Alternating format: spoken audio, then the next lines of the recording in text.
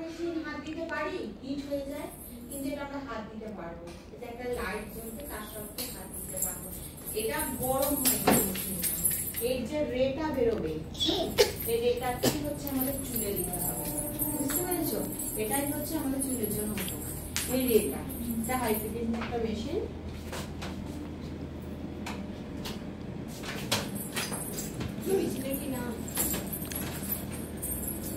আমি তো বললাম হাই ফ্রিকোয়েন্সি মেশিন, যেটা hair fall, damage hair, colour হেয়ারের জন্য ভীষণ মানে দরকার।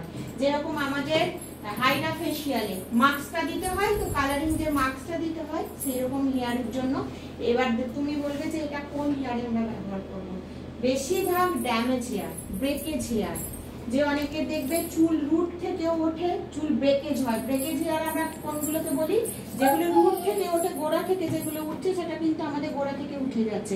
আর যেগুলো ব্রেকেজ হচ্ছে মানে অর্ধেক থেকে ভেঙে ভেঙে পড়ছে, সেটার জন্য ট্রিটমেন্ট করতে হলে এই মেশিনটা আমার কাছে দরকার।